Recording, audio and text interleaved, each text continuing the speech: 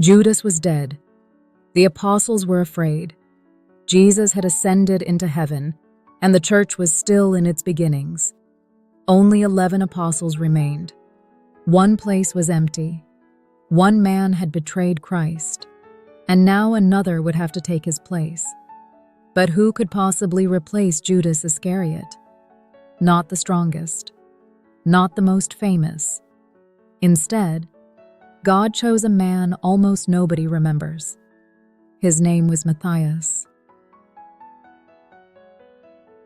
120 disciples gathered in the upper room after the ascension of Jesus.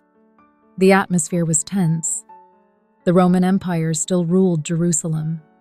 The men who condemned Christ still held power. Today, the church remembers the feast of Saint Matthias, the apostle chosen to restore the 12. And now the disciples waited for the coming of the Holy Spirit. But before Pentecost could arrive, the number 12 had to be restored. The new Israel needed 12 apostles, just as ancient Israel had 12 tribes. Peter stood before the disciples and explained what was required. The new apostle had to be someone who had accompanied Jesus from the baptism of John until the day he ascended into heaven, a witness to the resurrection, someone who remained faithful when others walked away.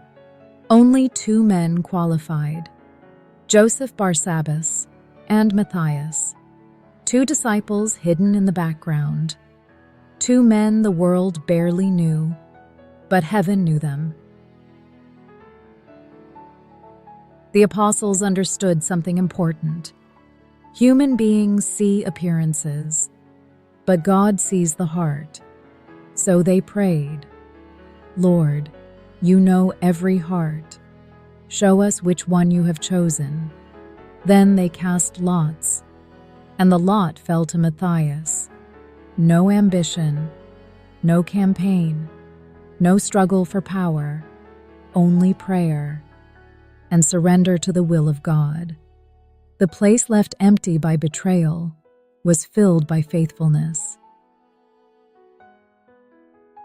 After the Acts of the Apostles, Scripture grows silent about Matthias, but ancient Christian traditions remember him as a faithful witness to Christ. Some accounts speak of preaching in distant lands. Others describe different regions and hardships. Yet the story remains the same. Matthias lived the mission he received. Christ first.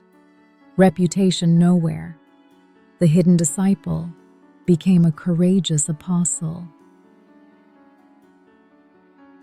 Eventually, traditions say Matthias was seized for proclaiming Jesus as Lord.